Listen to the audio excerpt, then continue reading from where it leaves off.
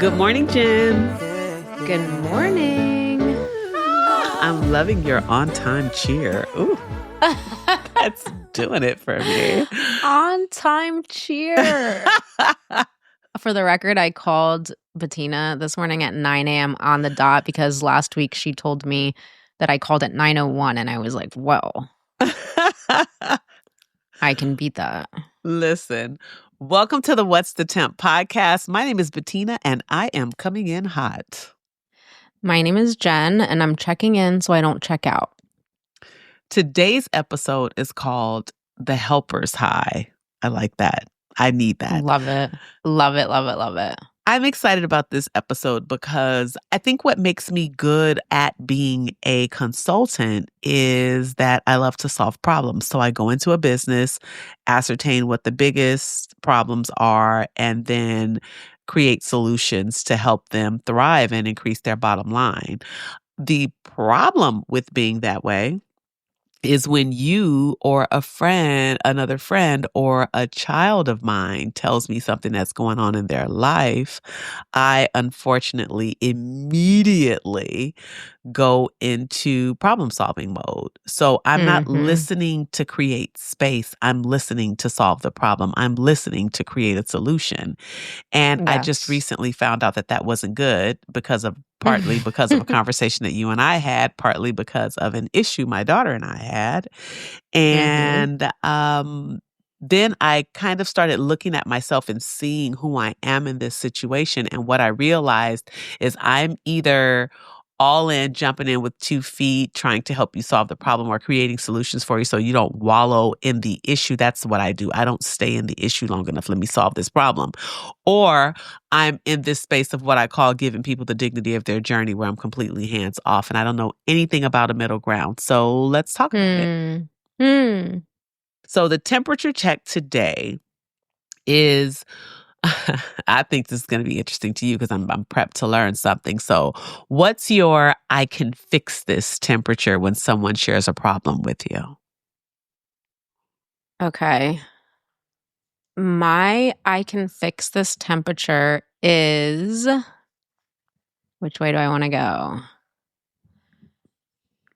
275 oven temp. Okay. Just in the way that it's low and slow. I am not interested in fixing your problem. I'm only interested in helping you to see it differently. So it's funny because when you mentioned the conversation you had with your daughter where you were suggesting solutions and more or less stipulating action that would come out of the call, it was so funny because as we were talking, you were like, why is she not liking my approach? Why is she mad at me? And I was just thinking, it's so funny because in certain ways, I find your energy to be very male, even though you're way more girly than me. Your energy is quite male, and the problem solving and the hammering it over the head and the kind of aggressive let's move forward, because that is the most common complaint of all wives, is that when they're telling their husband a problem, the husband wants to fix it right away. And it's so sweet that they want to do that, but the woman just wants to be heard. She doesn't want to jump into action. She just wants to talk about it. She just wants to process it. So one of my biggest problems prior to getting sober was wanting to control other people's behavior. And I didn't notice it that much until I did a 4th step, which is basically a moral inventory where you go through all of the conflicts you've had in your life and you look at all the burned bridges you've had with friendships and all the times when you've been stepping on other people's toes and all the times when people have hurt you, and you do this whole inventory and you write it all out and you say, how did this affect me? How did this affect them? What's my part in it? And I noticed there was this really strong pattern of me thinking that I know what's best for everyone in my life and then wanting them to fall in line with that. And so there's a couple different elements of character flaws in there. One is control, One is self-righteousness. Also, just kind of being demanding about it. I would be so offended if you would call me and ask for advice and then you wouldn't take my advice. Oh, yeah. It happens all the time. That still happens to me, especially if it happens repeatedly. So I can very strongly identify with you. Don't call me again giving me the same line when I already told you what to do. And isn't my solution amazing? And aren't you ready for that? You know? So the problem is that sometimes people are not ready for that. But then it becomes one of those like, do I detach with love here? Because you're just draining me now. Yeah. And you're wasting my time and you're also not listening. And I really don't like that. So there's a lot here. I'm really excited to get into it. But when I let go this is my little hook for today. When I let go of judging other people, because there is a lot of judgment here. I heard someone in a meeting say unsolicited advice is criticism. It's cruel. Oh, I've heard that it's criticism. Cruel. Unsolicited advice is cruel. I used to always say that.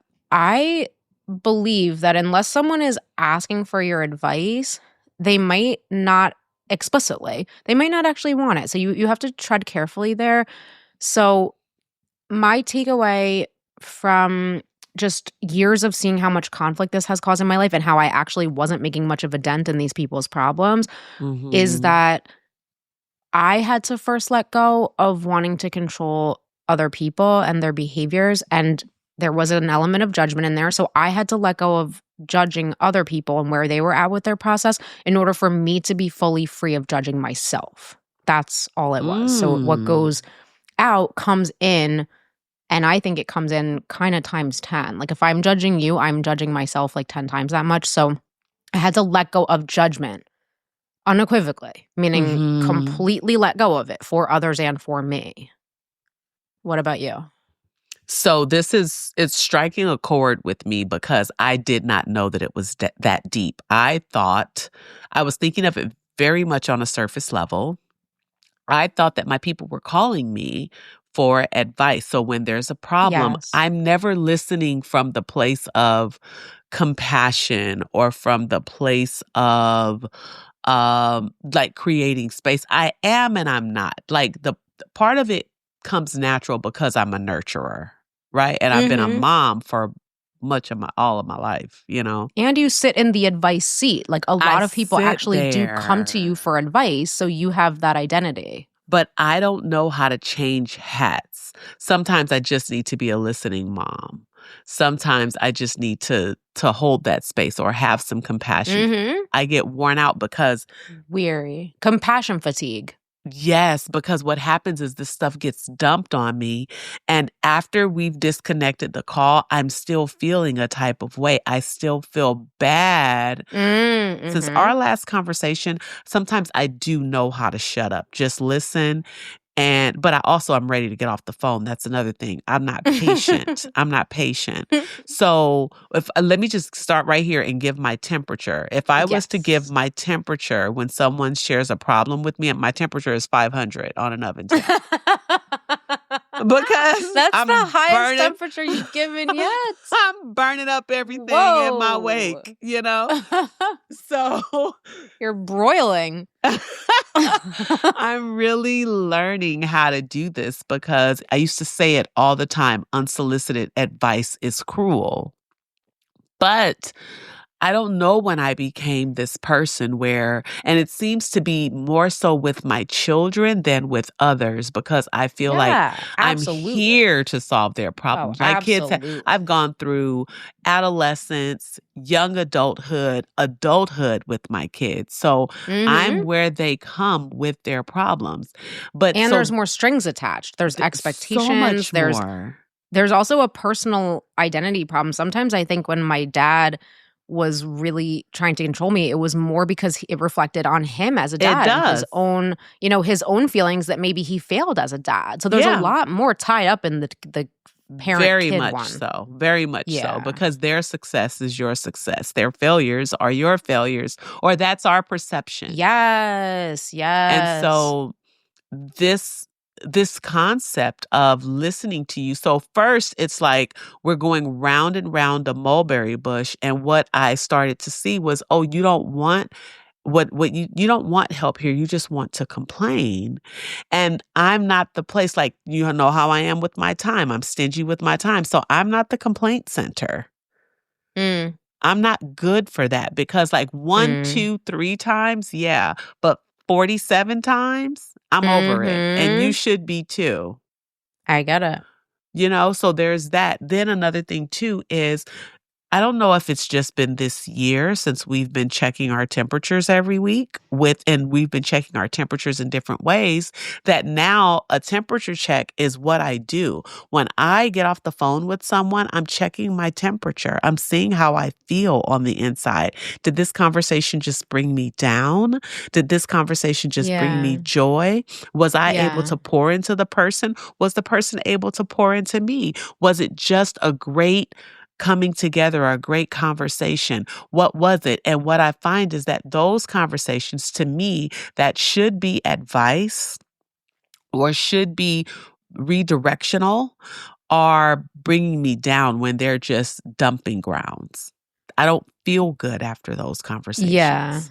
That is so interesting that I agree that it is our response is somewhat dependent upon our own internal weather systems. Yes. Yes. So I can have compassion, like when someone dies. Because I Mm. understand Well, you grief. are just like Herschel. Keep going though. I can understand grief. As long as it's on the list of these I things. can understand even other people having problems with their kids because I've had all the problems with the kids, right? Of I can course. understand people having problems in their marriage. But there are certain areas where I've not been, and we've talked about this when I said I remembered my friends having their hearts broken, and You couldn't identify. I couldn't identify it. Because I couldn't Yeah. identify, my response was all wrong until it happened to me. So Yes. what I'm experiencing now is another iteration of that. When it comes to like job stuff, I've never been a victim. I've always sat in a seat of power when it came to Mm. my employment. I remember one time I told Mhm. my boss, I said, "Listen, if what I just said to you bothers you, that's cool. You can fire me because I keep my resume tight. Don't worry about those kids because they're still going to eat next week if you fire me today, but I stand on what I said."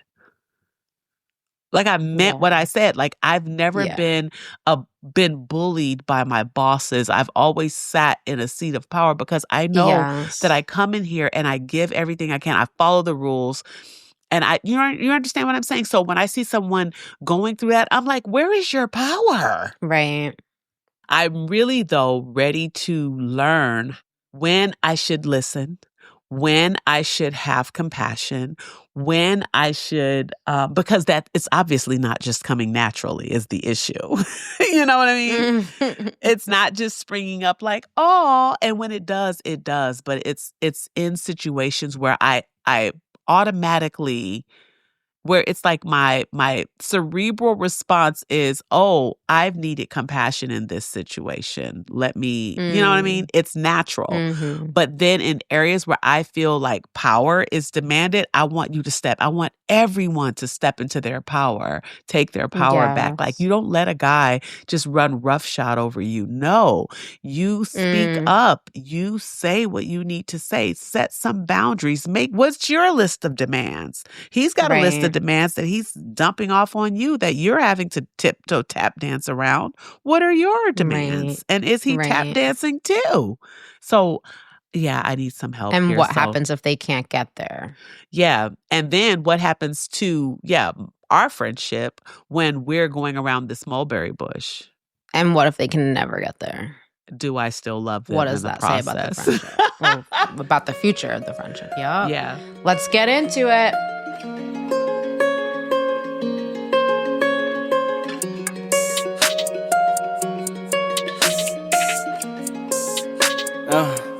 Hey, yeah.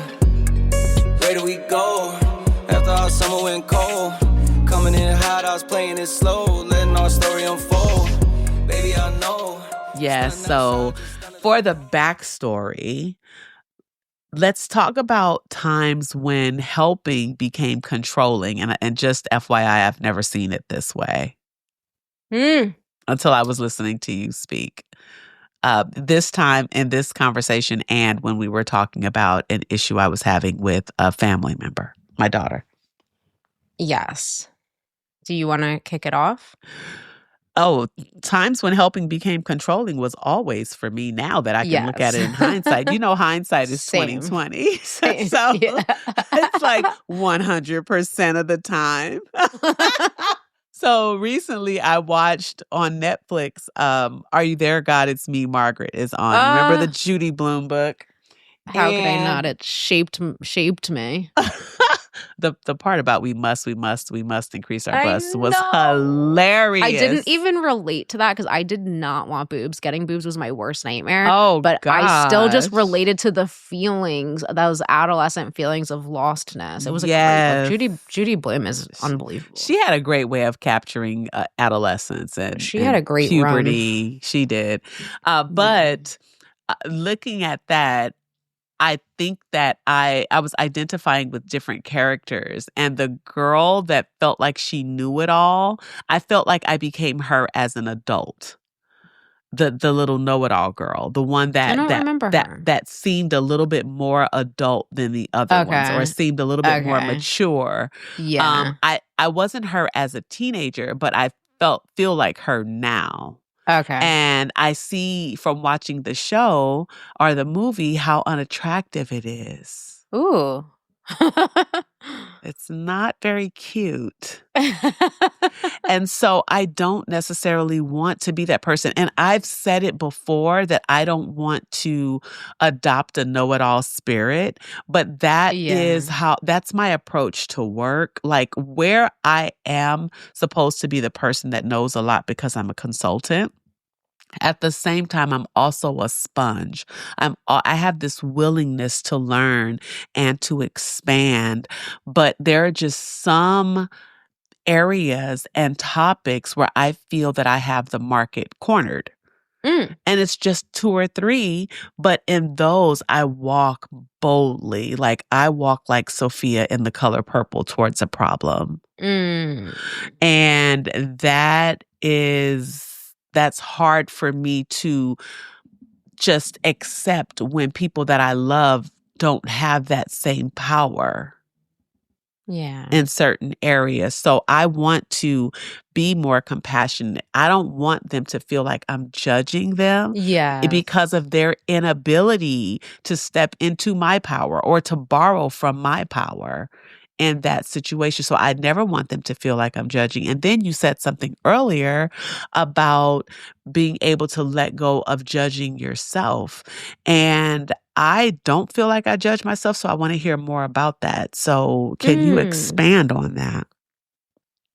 Wow, that's a tall order.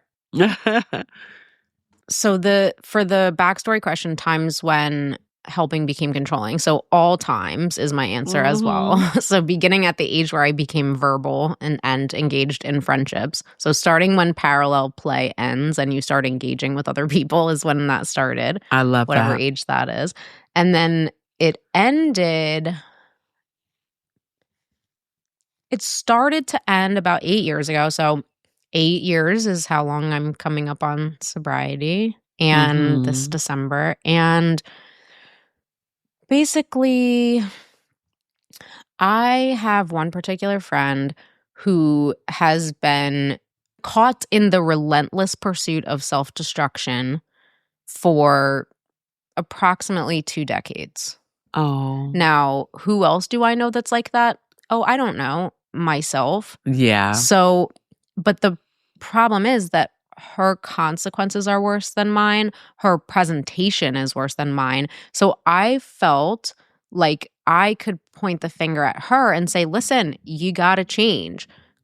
She was also a person who would constantly call, presenting as wanting advice, but actually just wanting to vent. She would do so repeatedly with a lot of anger and aggression and just kind of spew toxicity all over you every single time she would call. She wouldn't listen. And it was infuriating because partially because there there was that problem again where, you know, you violated my non-existent boundaries and now I'm pissed. So part of it was my part in it, meaning that I could have hung up the phone. I didn't need to continually stay there while becoming increasingly infuriated and draining my own energy. That I signed up for that somehow, even if it wasn't intentionally. Yeah. And part of it, I think, was you spot it, you got it.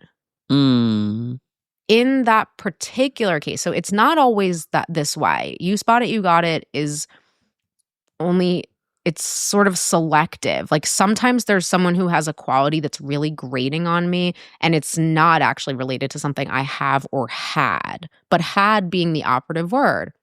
So can it be frustrating to me now at 8 years sober when someone comes in who's exactly like me, meaning they want to tell me all about how it is when their life is a complete disaster? It is annoying, actually. Not because I'm that way now, but because that is the way that I was. So I'm more coming over to where you are now, which is like, I don't do that. And therefore, it's like, get out of that. You got to come out of that. You got to come forward and move forward and meet me here. But I also have a lot of compassion for them too, because maybe because my own progress was so unbelievably slow. So I do also at the same time understand that sometimes you're not going to come out of that for a while. So what should I do there? So in the example of someone who comes in who's really irate and argumentative, who wants to get sober but wants to tell me how it is, that is just still continues to be an incredibly difficult situation for me. It's like that woman S who I was telling you about, she said she was the same way when she came in too, and they pulled her aside. Of course, because she's a strong-willed person, and we believe so devoutly in our own rightness. Yeah. No matter what type of place we are in.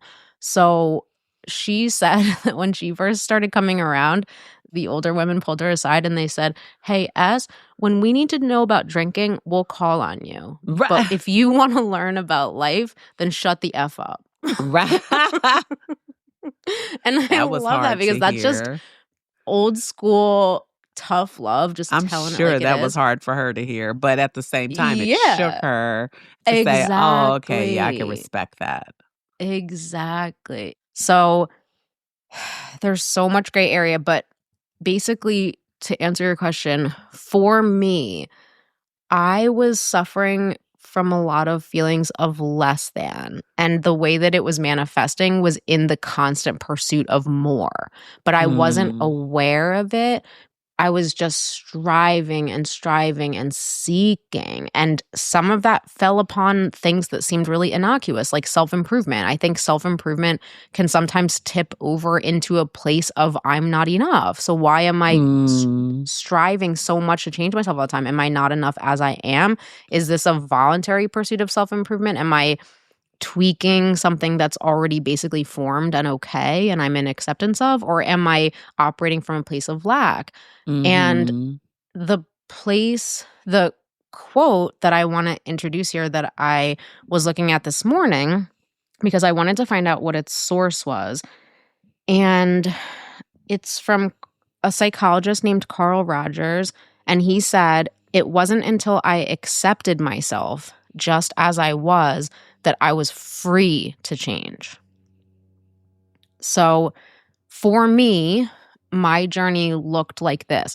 When I was striving, when I was grasping, when I was exhibiting different type of behaviors that were self-destructive, and we can take alcohol and drugs out of it. One of my most self-destructive behaviors was negative self-talk. One of my most self-destructive behaviors was just not being able to be quiet and alone with myself. I just didn't not have that ability. So I had to keep moving. I still have a little bit of that, just as far as thinking it's not okay for me to rest, feeling guilt when I have to rest. You know, it's not completely gone.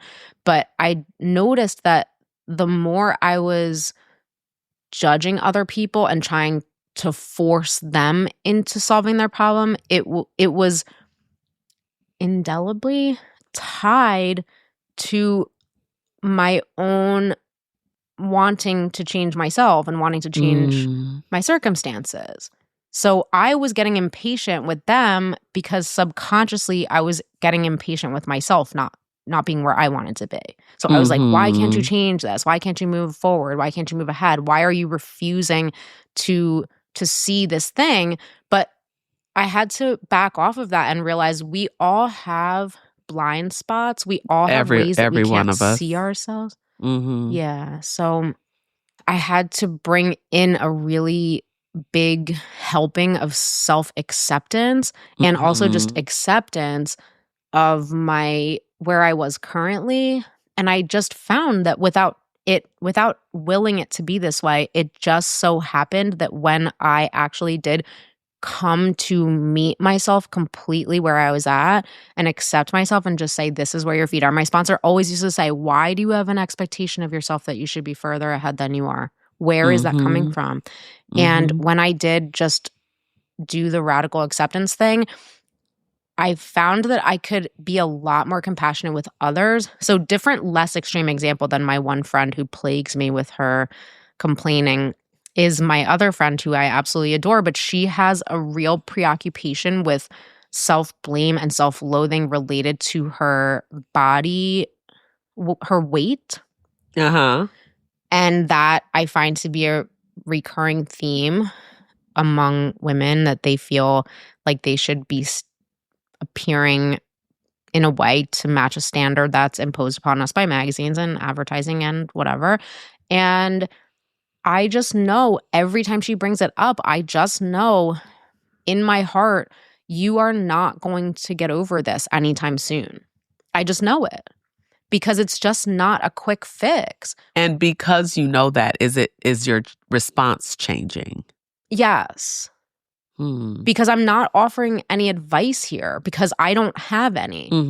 I cannot speak to that. So I have to be really careful about that. I can relate to self-loathing. I cannot relate to body shame in that particular way. So that's not for me to say. But the furthest I've ever gone is just to say, why don't you try mindfulness? Because I think mindfulness is just a cure-all, basically, like mindful eating and whatever. And maybe that's even crossing a line because I can't testify to that.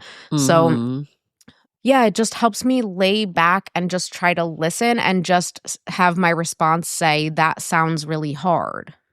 When you said that, it reminds me of, I asked Lisa Nichols once how she was able to finally lose the weight. Because if you remember earlier in her career, she was a big woman. And I didn't know that actually. Yeah, she was big. And like when she did The Secret and all that, like she was big. And so she's been able to lose the weight and keep it off. And I remember when I met her in person the first time, which was at my event, I asked her how was she able to keep the weight off. And she said that she had to learn to love herself in the big stage. Like she had to first learn to love herself. It wasn't until she could learn to love herself that she could feed herself right, that she could exercise right to the degree that was going to get her where she needed to go. But it started with a level of love. And so when you give that quote, it makes me think about, like, there's a level of acceptance that has to happen before change can occur. And I have to, how I can see myself incorporating that is not only hoping that the person who's going through whatever they're going through gets to a level of acceptance, but I have to get to a level of acceptance. Like, this is just where they are. And if God has loved me enough to love me where I'm at, even in my most ugly and my worst phases, then why can't I extend that to someone else? Just love them where they are. And then from there, change can occur. But I do need a framework, though, to help me know where to pivot, like how to, because it's not a blanket thing, if that makes sense. I think it's just really tricky. when do you stay an open-hearted listener, and when do you cut it off and say, this now is, I know I keep going back to diminishing returns, but now this is diminishing returns. You're repeating yourself. I'm not helping you. I'm aggravated. This is now a net negative. Yes. We got to go. Yes.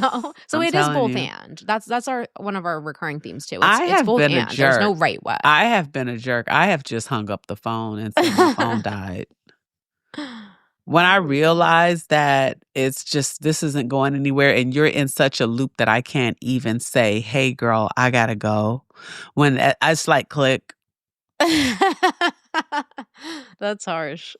So, but that's, it just, it's, you know, there's limits to this because some people just want that, just want to keep saying, and I know the difference, and though that I can't respect that so much. And again, it's sad that my time comes up when I'm thinking about who I am in my friendships or in my relationships, but some things, sometimes you have to put limits on stuff.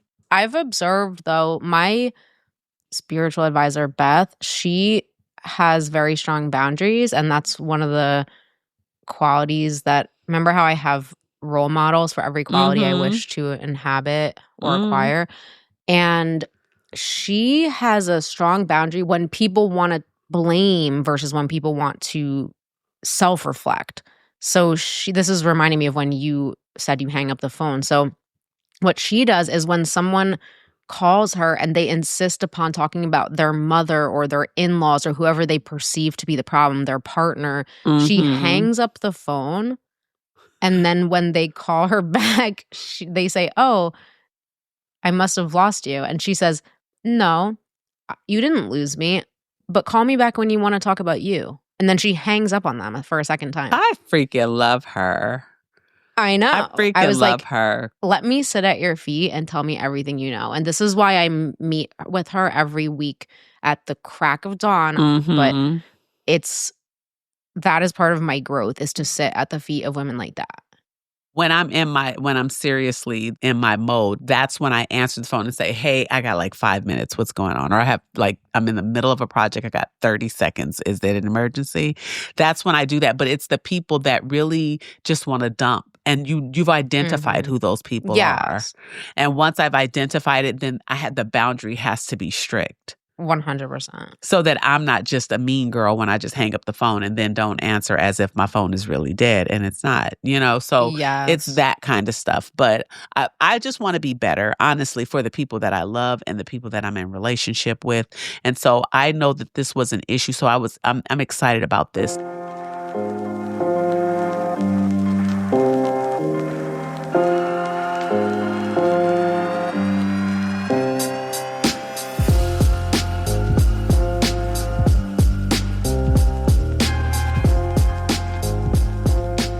So let's go into our life focus if you're ready.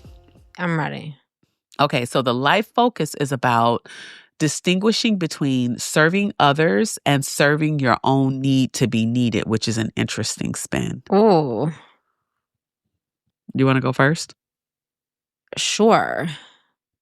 Have you made that distinction, though, between serving others and serving your own need to be needed? Have you identified that? I haven't. Honestly, I don't think I have. Maybe I'm not seeing this accurately, but I don't think I have a need to be needed. I think I have a need to be not needed. I don't want anyone to need me. It super freaks me out when people get too clingy, friends, anybody like that. I like a lot of independence, and I've historically had a problem in relationships where people show any type of needing to me and then I get out. Like, I don't want anyone to need me.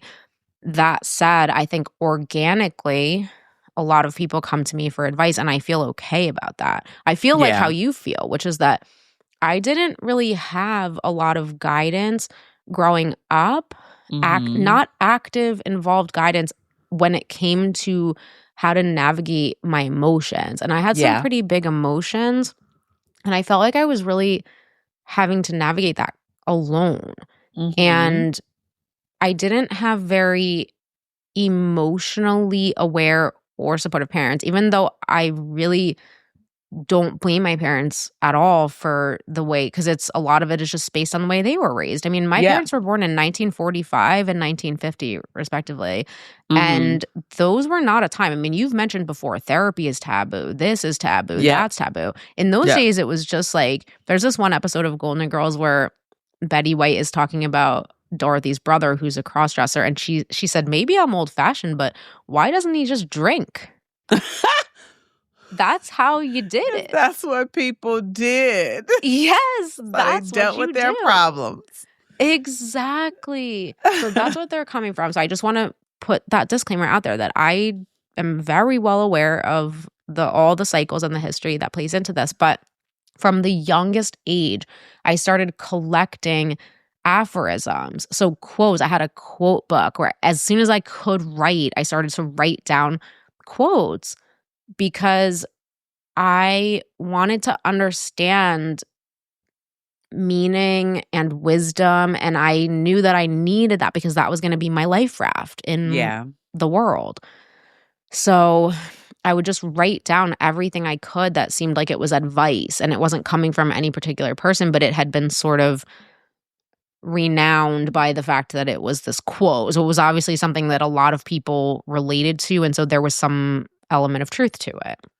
So I think because of that, I have, when it comes to things not related to me, because like I said in previous episodes, I don't think I can completely see myself. I think I need other people for that, and that's what keeps us interdependent, and I like that, and I'm glad of that. But when it comes to just things that are outside of myself, where I can be an objective observer, I think I do have a very good head on my shoulders. I repeatedly hear, you know how you get to know yourself through what people tell you repeatedly, like when something just keeps coming back around. And people tell me I give good advice, and people almost always say at the end of a phone conversation, I feel a lot better now. So I know I get that at the beginning of my conversations. Yeah. So I know that. I don't question that, but I don't think it plays into an identity in me that I need to be needed. I think I'm happy to offer it because it gives me a huge amount of fulfillment. Yeah. When someone comes to me and they say, I'm really struggling with this thing, and then I help them arrive at a different way of looking at it. But as far as actions, I'm completely hands off. Yeah.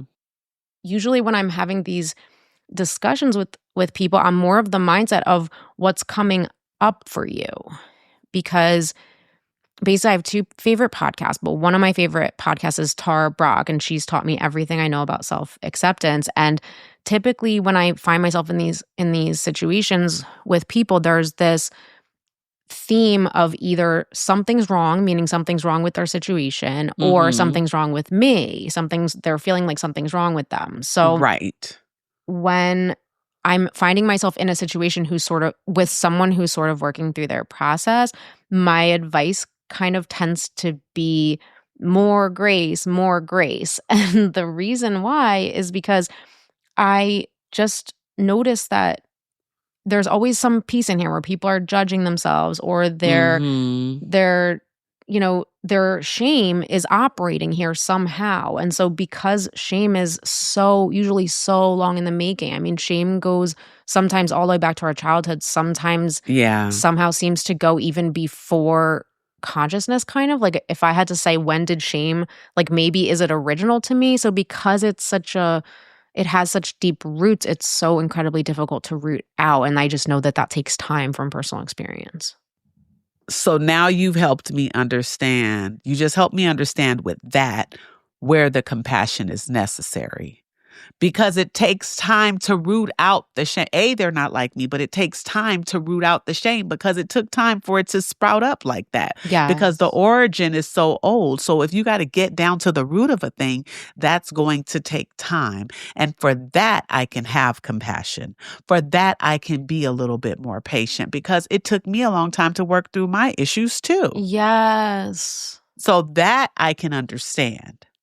That part I can understand, and I thank you for that in this moment. I'm not even kidding, because it reminds me of sometimes when my kids were in different stages of their lives and I needed to respond to something that was happening or something that we were discussing.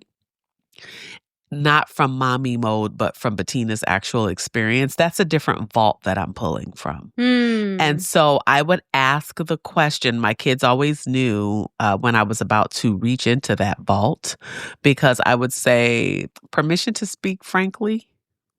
And when I said that, they were like, oh, Lord, what's going to come out? What are you going to say? Truth bomb. Yeah, but the answer was always yes. And then I was able to give something that wasn't necessarily politically correct, but was necessary in the moment. So it makes me think about asking now, like when I'm encountering these situations and I feel like it's weighing on me, instead of getting irritated, just kind of let the person hear themselves and say, do you want advice here or do you just want to be heard? That way I know what hat I need to put on. Right. What they're asking for. What would be helpful to them as a helper. Yeah. And that way, if I'm asking up front, then it takes me out of that place where I'm getting annoyed because this is the 37th time we've had this conversation. Yeah. Takes me out of that place where she just wants to be heard or this person just wants to be heard. So, yeah, but I just want to be more supportive to the people in my sphere. And I don't want to come off as dudeish, in that way, because what happens is one of my friends, I told you one of my friends, Derek, tells me I got so much testosterone in my body, more than most men that he knows. And that's probably true. That's probably true, right? There are so many things. I wouldn't be surprised if your hormone levels came back with a high level of testosterone. I'm serious. I've already, said that about myself. But that being said, I do want to be able to tap into my supportive side easier for longer periods, obviously, because I feel like she has a very short lifespan, my supportive side. I think I believe that because my kids were adults, that I could kind of lay down the nurturing gene to a degree. I want to come out of the constant annoyance. And I feel like the constant annoyance, it goes back to my time, because now I'm like, okay, we've been on this phone for 20 minutes now, 30 minutes. I gotta go. So now I'm about to make up a reason to get off the phone. Girl, let me go get off this phone and go watch this paint dry. I'll call you back. So it's those kinds of things. I just want to be better for the people in my circle. And I feel like these conversations really are helping me, because it's making me cognizant of the things that I'm doing that aren't necessarily helpful or attractive. I just I think victimhood scares me. Yes. If I feel like a person is a victim of their circumstances, I don't know why I buck up against that so much. Like when someone's having an issue at their job and they feel just completely unable to change anything, I would just quit and go get another job. But people can't do that. Everyone is not that, I can definitely relate to how that would be particularly challenging to you, because if you're in a situation of, oh, I hate my job, whatever, you just have the experience of, I would just leave my job, and you feel very empowered to do so, and you feel very confident that you'd land on your feet. So I do consider you an outlier in that way, because most people don't have that type of confidence. Right.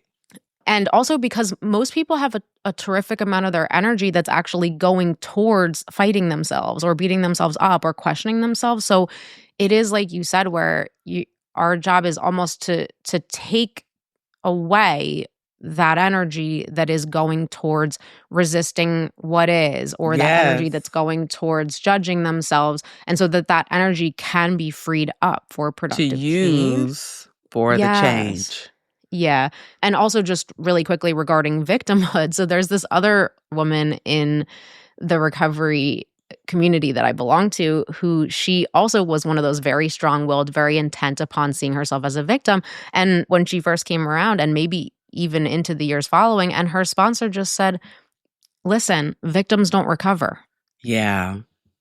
It's very simple. So if you are intent upon keeping that definition of yourself as powerless, you aren't going to move forward. Yeah.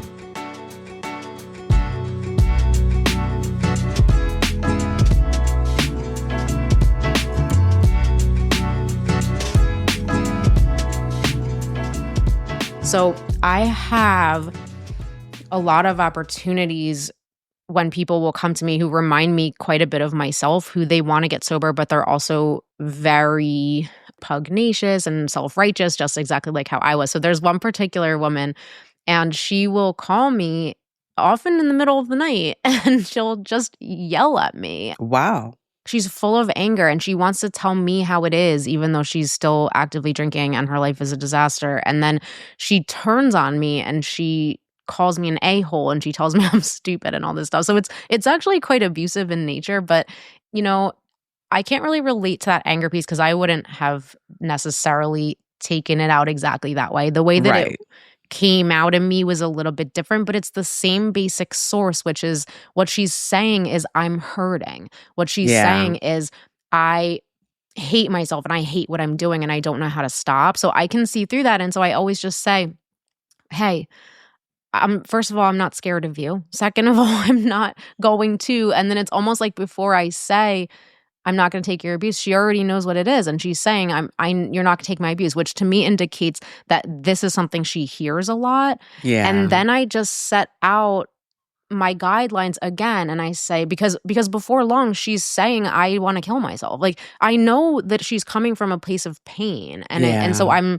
not offended, and I'm not going to react to her needing to come out against something so she can have control over, whatever's going on with her. But I say, I'm here for you, but here are the boundaries. I need to see, and this is the magic ingredient, willingness.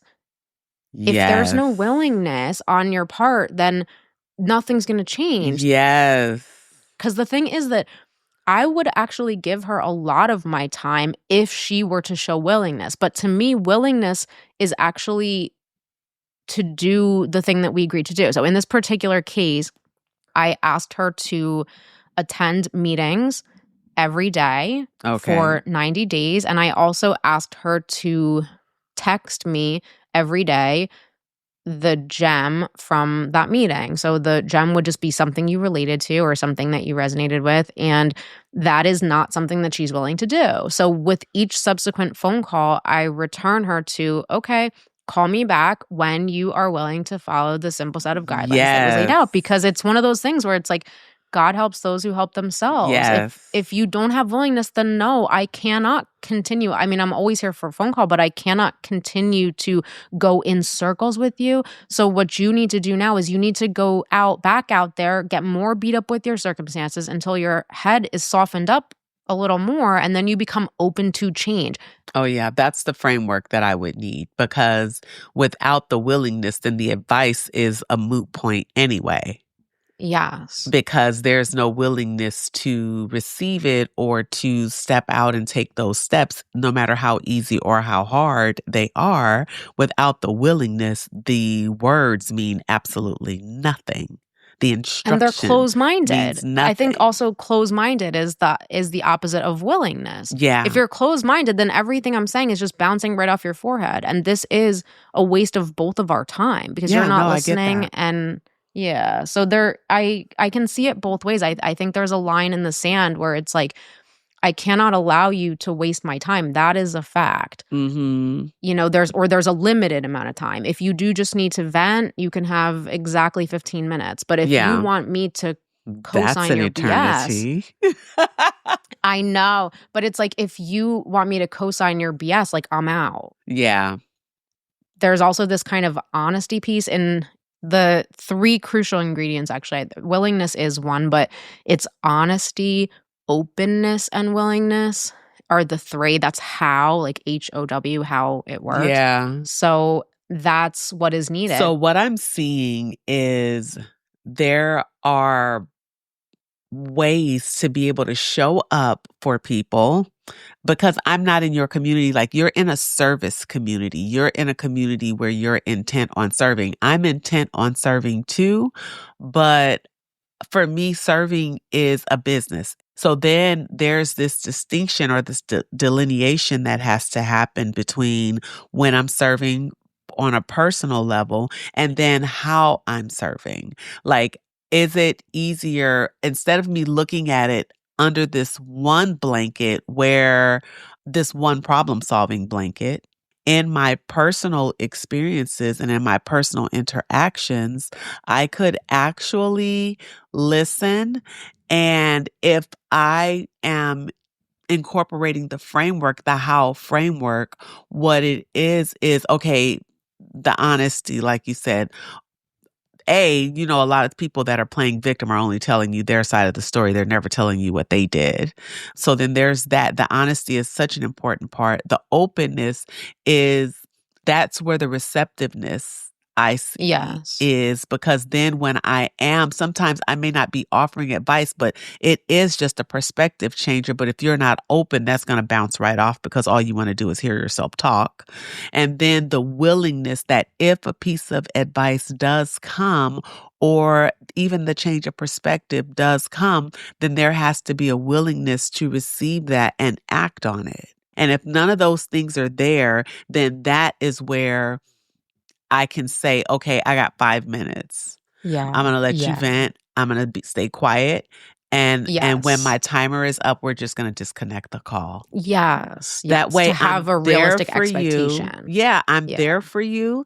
And then anything after 5 minutes is where I start to get antsy, because now I'm irritated because of my time.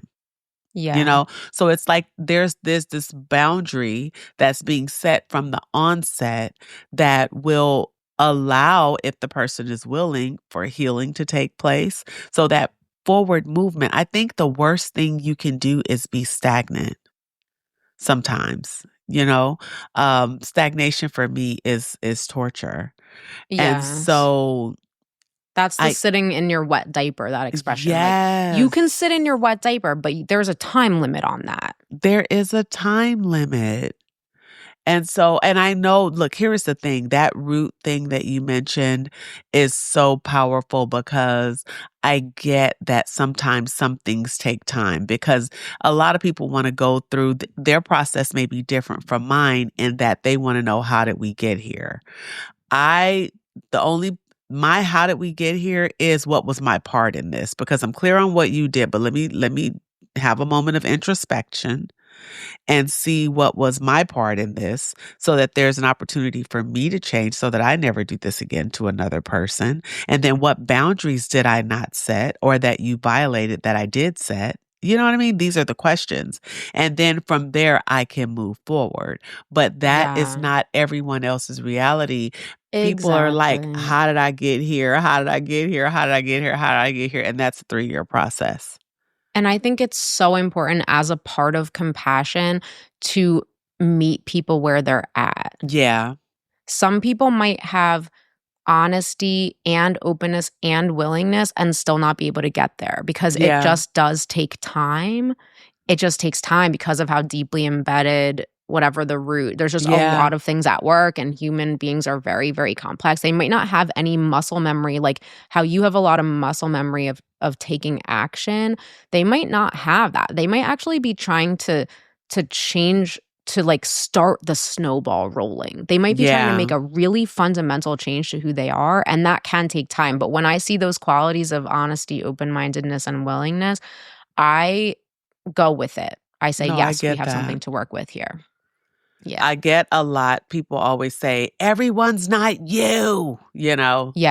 Everybody's not like you. And then I remembered one time years and years ago, around the time when I did the Total You conference, I remembered my fiance at the time telling me, oh my gosh, I'm like, why wouldn't you let's do this. You could do this. I'm offering all these suggestions. He was like, everyone's not as courageous as you. And that just, it struck me, because how vulnerable was that? But then the other side was, I could lend you some courage, Mm-hmm. Yeah. If I could just lend you some courage. So I get it. But this conversation was really good for me, because it helps me to, it gives me something to work with. It helps me to refine my boundaries, but it also helps me to give place for the time aspect. Some people just takes more time, but it doesn't, it also allows me to implement the framework without allowing myself to be abused in the process. That's what I find powerful. Yes, that's the balance. That's exactly it. That's what I find That's powerful about exactly this it. thing. Like, you don't need to be taken hostage by somebody else's drama. Right. And I've Yeah. allowed that far too much. And once I Same. get the issue is, remember when I've talked in the past about how I put TNT on relationships, because when I'm over being taken hostage, then I'm ready to start laying dynamite out. And then at that point, then Yes. we're probably not going to be friends anymore, or You're going to burn the house down. because I'm just over it. And then like 3 years later, I'm like, oh, I kind of miss her, but I don't miss those conversations. I don't miss that part. I don't miss the abuse. I don't miss the conversation. Yeah. So there's balance, and I We've all been appreciate there. that. Thanks for that. Yeah. So let's get into these recipes. Today's recipe is listen first soup. Broth that you can't rush, must simmer slowly. That's so cold. Listen first. cute. I feel seen with that recipe. I'm telling you. I feel exposed. Listen first soup. Hit it. Okay. I'm going to have to pivot to you because I have to think about this one. I'm probably going to do something simple, but you go first. Mine is also very simple. This is, now that it's fall, I love orange, everything orange. I already love orange, like a light orange. And this is a light orange soup. This is a butternut squash soup. Oh. You're going to take 2 butternut squash, peel it and cube it, 4 stalks of celery, 1 medium onion, 3 leeks, but you can skip that, and 2 to 3 cups of broth, of whatever broth of your choosing. And you're basically going to saute all the vegetables together in a pot. And then you're going to add 2 teaspoons of salt and just mix it up.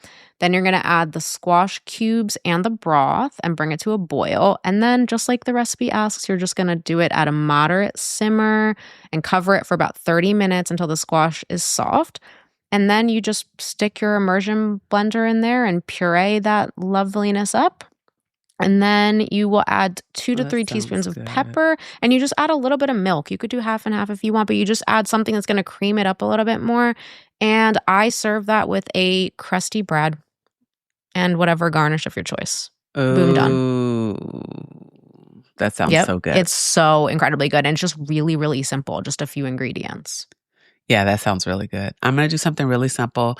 Of course, I've already done my zuppa toscano here, so that would be my favorite one to do here, but you would have to go to another episode, which I will link down in the notes where you can find that one. But chicken vegetable soup, you guys know that my favorite thing to make is a chicken stock, so we're going to do that like normal. I'll cut my chicken breast into just chunks and throw it in the pan with some bell pepper, onion, and celery. It's always how I start my chicken stock, with my go-to for seasoning salt, Lowry seasoning salt, Cajun seasoning, black pepper, and garlic powder. I also add adobe seasoning to this. That's a new one for you. One of my favorite things. I love to add adobe seasoning to that one. Adobo. It's adobo? Adobo seasoning. Yeah, I think it's adobo. And I boil that, get that chicken stock up. Of course, I add some chicken bouillon. You guys know that, chicken bouillon powder. And then once I get my chicken stock, once I get the chicken done where I need it to be, I just toss in a bunch of vegetables. I love to add carrots. I love to add corn, green beans. You can use mixed vegetables for this, but then I love to also throw in some kale and just hearty mushrooms and things like that. A chicken vegetable soup is hearty. And just like Jen, you can add some crusty bread on the side with a little butter or some garlic butter and just have something warm and filling for your family. So that would be it. The recipe will be down below. Season, and I love it. This is my favorite time of year, soups and casseroles, baby. This is a great time of year. Listen, this was another great episode of the What's the Temp podcast. Thank you for joining us today. Be great on purpose. Always going out with a bang. I love when you say listen. Listen, tell them. Okay. Have a great 24. Peace. Bye. Hey, yeah. Where do we go? After our summer went cold, coming in hot, I was playing it slow, letting our story unfold. Baby, I know, stunting outside, just stunted our growth. Oh, all rainbows don't end with a pot of gold. You wanted something from me, wasn't giving shit back. Gave you my trust, I ain't giving that back. Taking my time, I was giving you slack. Too deep in, I gotta unpack. It's all in the past now, baby, that's that. Said you ain't doing nothing wrong, that's cap. Still tryna dodge all the holes and the cracks that you left here with me when you turn your back.